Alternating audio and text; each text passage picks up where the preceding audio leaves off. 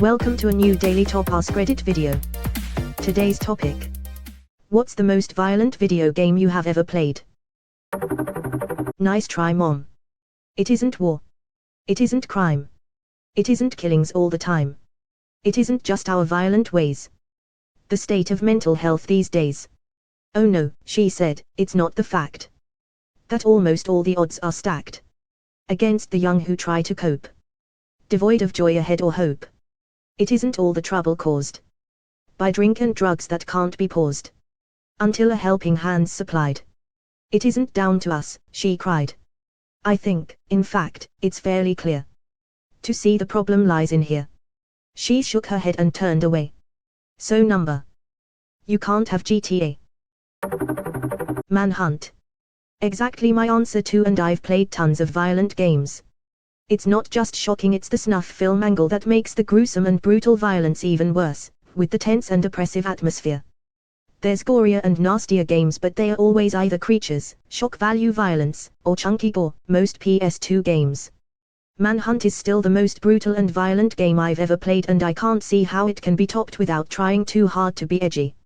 **edit, if I remember right, this was also the first game to use intense violence in the ESRB rating description.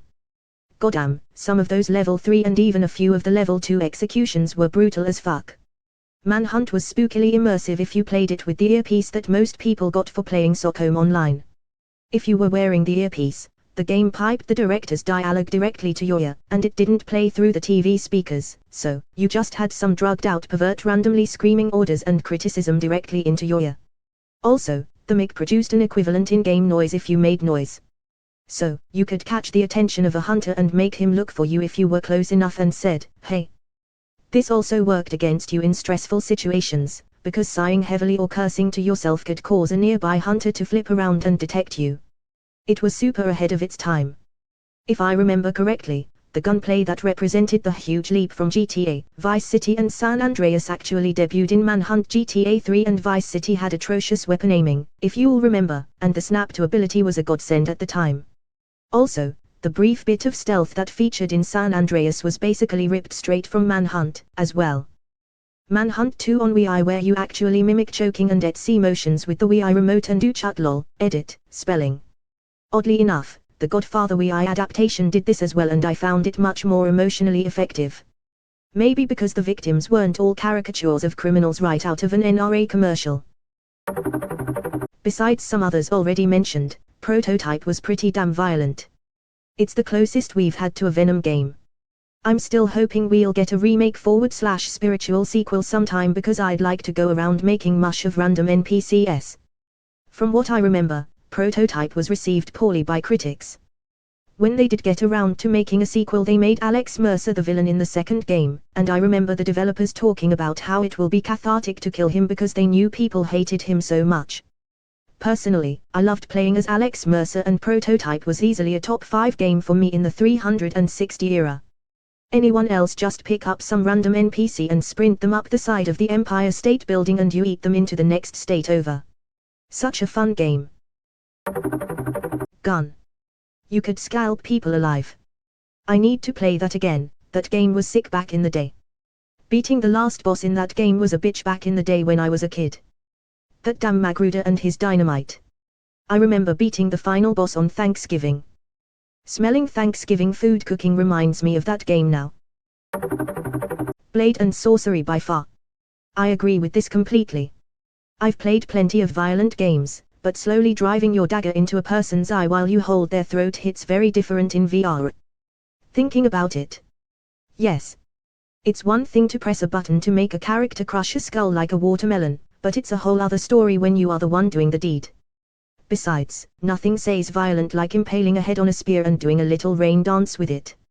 I have a friend on Discord that always calls me to stream him playing that game. He's so fucking brutal to the NPCs, I'm starting to think that I'll be interviewed about him when he becomes a serial killer. Postal. How has no one mentioned that the final mission is you slaughtering a school of defenseless kindergartners, and the final imagery is your character being caught and executed? Literally a game about a dude who has schizophrenic delusions and thinks everyone's out to kill him, so he murders an entire city. Edit. Okay, I get it folks, he didn't actually kill the toddlers, he just shot thousands of rounds at them, but they didn't die, and he didn't get executed, just tortured and sent to an insane asylum. Yeah, I played 2 some and my friend bought me the redux of the first one. Played it all in one sitting. That ending had me just sitting back like fuck. I thought the first comment said Portal and I was like did I never get to that part. Pissing on someone while suffering from gonorrhea, causing them to puke. Then samurai sawed their head off and watched the barf come out their necks. Good times for 13-year-old me. Or soak them in gasoline and set them on fire first, then piss gonorrhea to put out the fire, and finish the job using that rifle with the cat you use as silencer. Soldier of Fortune 2. Edit. U/Good Gold 1987 says the online multiplayer is still going strong. Link to comment. Such an awesome game. One of the first FPS games I played online. Full dismemberment and independent limb hitboxes blew my mind back then. SOF2 was built using the GUL engine ISYN. I remember shooting a guy in the leg and instead of shooting back he started hopping up and down on the good leg. Probably Dead Space. Agree with this one. Aside from the violence, body horror and dismemberment, this game never gave me a sense of being safe, even when near a save point. The bathrooms were dreadful, there was never anything in there, could be slightly wrong here, maybe some ammo but never anything significant. No monsters or loot. Just the horrible sounds of something nearby constantly. I always went into them just in case there was something there, but nope, just freaked myself out even more. Those babies in the second one was super dark. Never will forget those damn babies on my surround sound back in the day. I'm sure my neighbors had nightmares about them too. Roller Coaster Tycoon. So many angry customers picked up and drowned.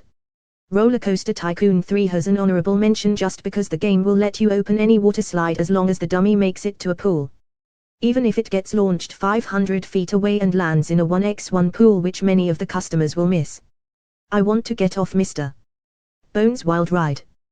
The ride never ends. No shit, I had a training video for work the other day and it showed an example list of customers' names and one was Bones, Mr. and I laughed. I remember that PS2 game Manhunt generated a lot of controversy. Do you remember how hard was to sneak with the chainsaw? Comageddon. Comageddon was awesome. Besides killing everyone on a level, you could also win by wrecking all of the other cars, or winning the race by clearing all the checkpoints first. Some of the maps were huge, and you could explore anywhere. Was endless fun. You can download the original game as an app for your phone. Mortal Kombat. There's more violent games out there, but none of them can lay claim to leading to the creation of ratings for video games like MK can. The latest animated movie is a complete gorefest. It was great. Some of the fatalities have become very creative, yet violent. It's weird, they've gotten so comical that they don't feel that bad. I can think of older less gory games that feel more visceral than recent MKs. Chess Online. Well, you can't flip over a table if it's online. Be honest, how many computers and laptops have you broken from one of those? When I first got started playing chess on chess.com, I thought the option flipboard was like a comical way to resign where you'd flip the table over in a rage, scattering animated chess pieces everywhere. For about a week, I played chess, waiting for that perfectly infuriating game deserving of a rage quit. When I finally got one where I'd blundered a couple pieces and been taught the hard way about en passant, I went to my options and tapped as angrily as I could on flipboard, only for the board to rotate 180 degrees and show me what my destruction looked like from my opponent's perspective. I still wish they let us flip tables to resign. Doom Eternal. I'm surprised I had to scroll so far down for this. The tagline is literally rip and tear until it is done. Every organ and splinter of bone is fully rendered and visible during every chainsaw dismemberment, skull crush, bomb blast, etc. If you go more than 10 seconds without at least a little bit of gore on screen, you're probably playing it wrong. Hey look, constantly running away from two marauders isn't playing wrong, I'm just a bitch. There's nothing in that game that isn't violent. Picking up the toys is sometimes very wholesome. For those who remember Thrill Kill on PS1, I think it was really violent. Thrill Kill was hard to come by as I remember. They never officially released the game, so you had to know someone who could give you a copy. RDR2, if you play it right. It's scary how much lifelike these NPCs are, like in Dav I am a Psycho, but in RDR2 it's just fucking sad when you see someone getting killed. Minus the scenes where you gun down 50 plus Pinkertons, and it somehow doest send the entire region into lockdown. And then after you loot a wedding ring off the dead corpse and feel extra guilty. I had a horse from the start of the game. He was my baby. We rode through thick and thin together and I was committed to keeping him the whole game. I was racing out of St. Denis one day coming across the bridge when some Lemoy raiders opened up with a fucking cannon on me. Blew the horse right out from under me and I didn't have a chance to save him. No save I could go back to. He was gone.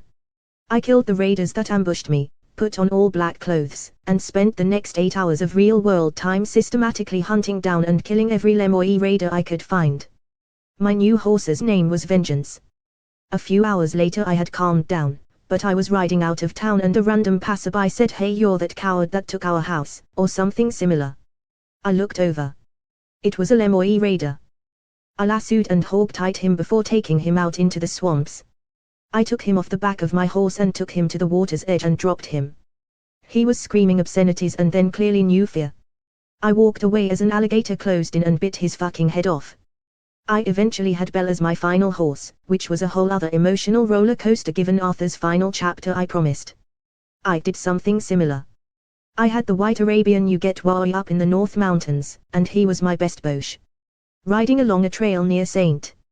Denis, water on the left, forest on the right, and the trees just fucking open up on me, cannon as well, killed my horse instantly.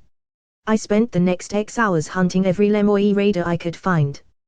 Doing unspeakable things, dragging them across fields, leaving them tied up on a train track, dynamite, tying them up and leaving predator bait by them, just total and complete vengeance. I remember coming across a random house with some huge fat guy sitting in overalls on his porch inviting you in for dinner and him and his wife being overly friendly and flirty. Then you find out that they are actually brother and sister and they poison and rob you, then leave you in an open body pit thinking you're dead. The brother was too fat to hog-tie, but killing him then hog-tied the sister, dropping her in the pit, then executing her laying in it was always satisfying. Yeah, this couple cannibalizes their victims though. They killed and ate their parents. The sister wife said their mom was sweet and offers Arthur stew. If you hog-tie her and then drop her on top of her mother's grave and walk away, she has a full-blown panic attack. I threw some bait around, waited in a bush and a bear ended up coming along and eating her. /r//oko text. I think they are only the second creepiest November encounter. The worst one is that guy in the swamp that drugs you and drains all your cores. Like. I'm pretty sure that guy rapes you.